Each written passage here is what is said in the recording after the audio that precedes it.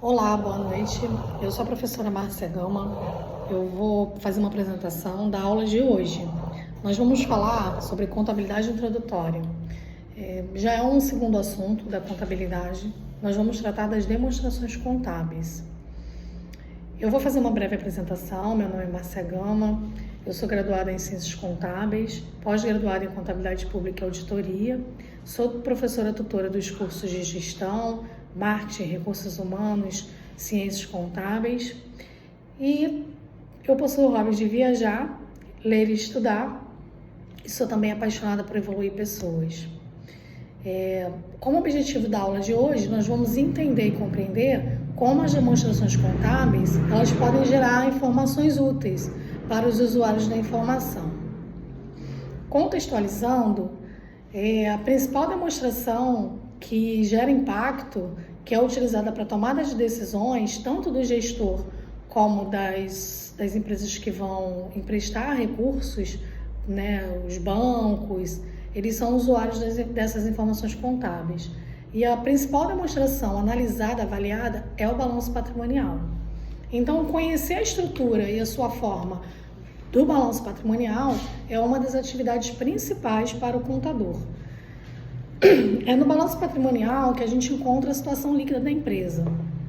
É através do balanço patrimonial que os gestores, os administradores, né, e os contadores conseguem verificar a situação líquida daquela empresa, conseguem compreender qual foi o capital social investido e quais são os passivos, né, os débitos que aquela empresa possui, como também saber quais são os bens, né, quais são os bens, qual é o valor do ativo, quais são os bens que aquela empresa ela tem para poder garantir que as suas operações sejam satisfatórias.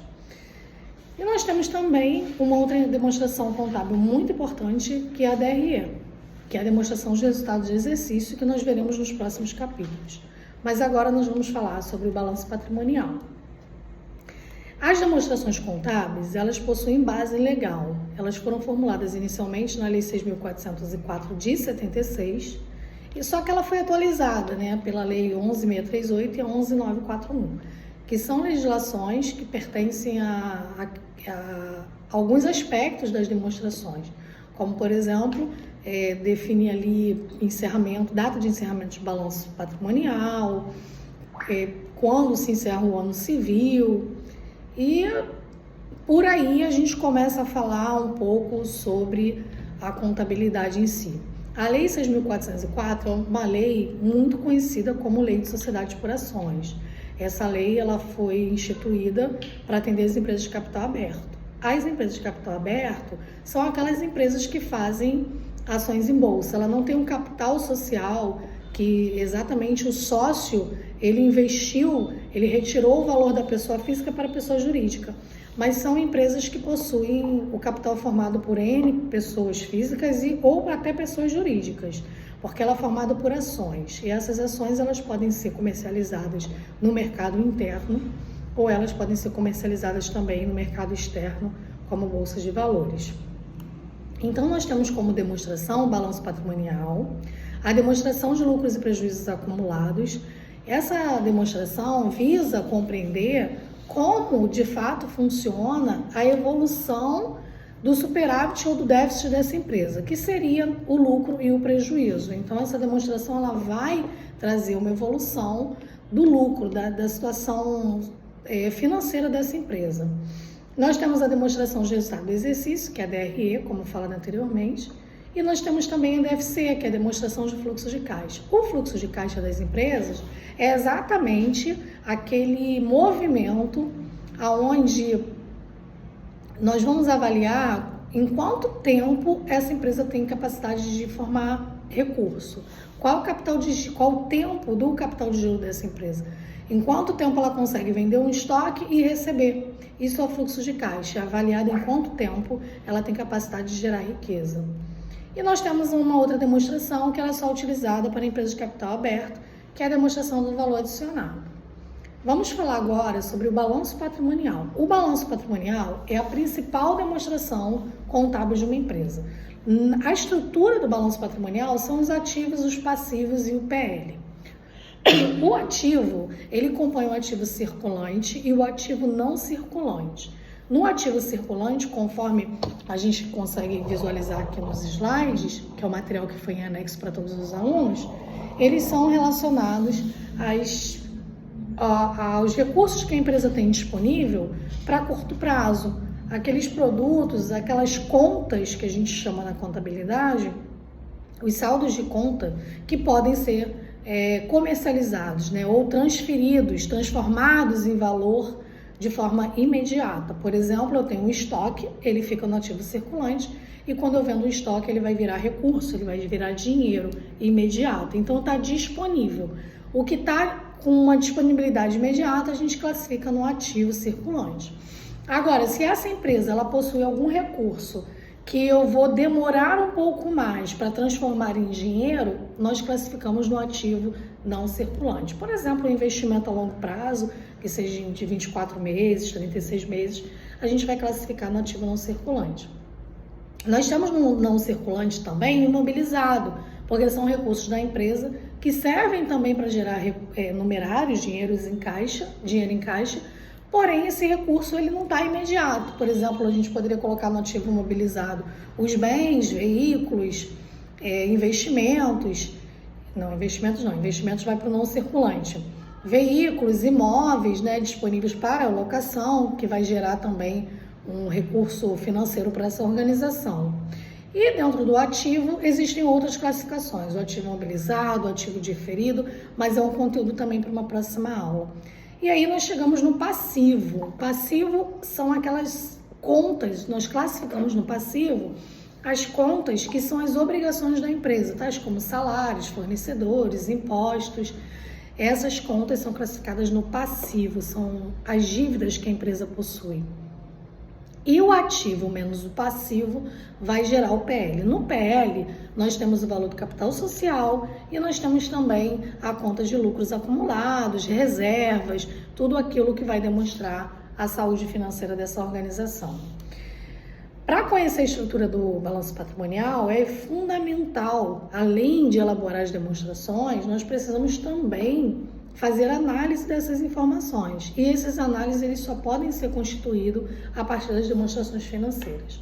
Pois é no balanço patrimonial que a gente encontra o patrimônio líquido, que o patrimônio líquido nada mais é do que o ativo menos o passivo, vai gerar o patrimônio líquido, onde nós poderemos fazer várias análises de indicadores financeiros para poder verificar a situação dessa empresa. Seguindo o slide, nós temos aí o conceito. Agora eu vou esmiuçar com vocês um pouco do conceito do que é o ativo, do que é o passivo e do que é o PL.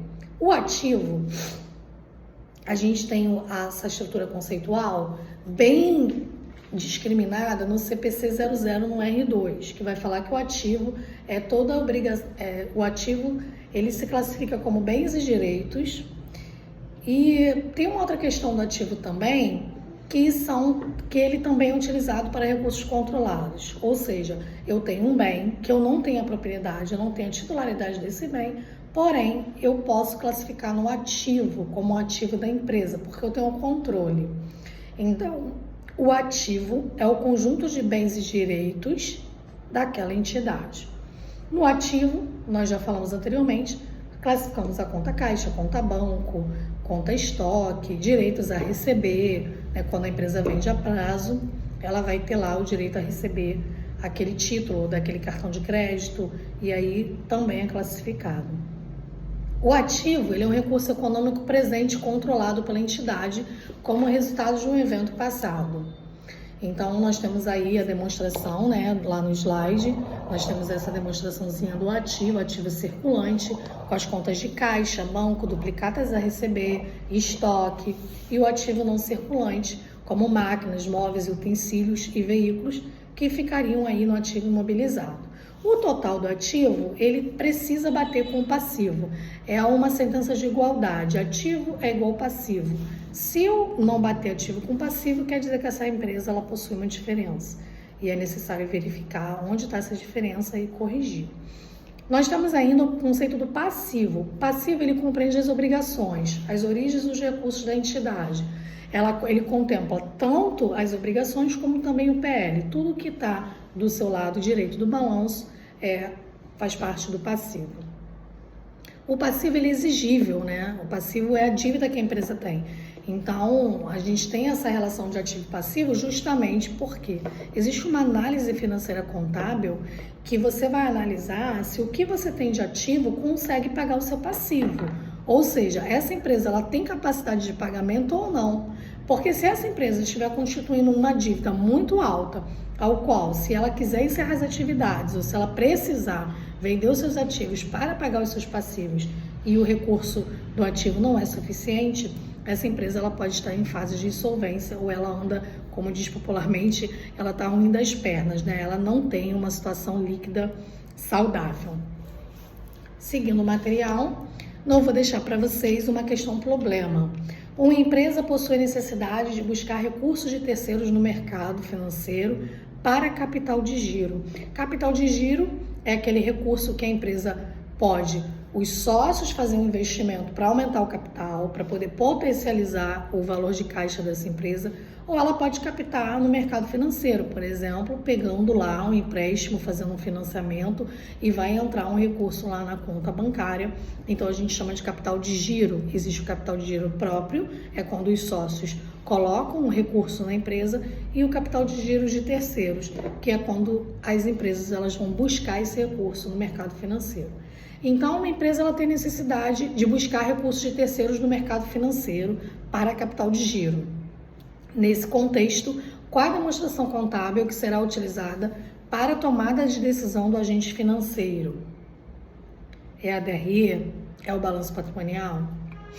É a demonstração de valor adicionado? Essa é a pergunta. Qual é a demonstração financeira? Ou seja, qual é a demonstração contábil que aborda o retrato da empresa? Que hoje eu digo que é a selfie, porque o balanço patrimonial ele é o resultado, ele é a foto da empresa em determinado momento.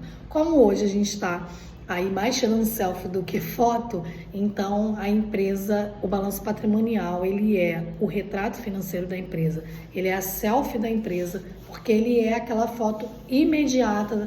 Na verdade, é aquela foto tempestiva daquele momento, é onde você emite um relatório, que é o balanço patrimonial, para verificar como está a situação líquida da empresa.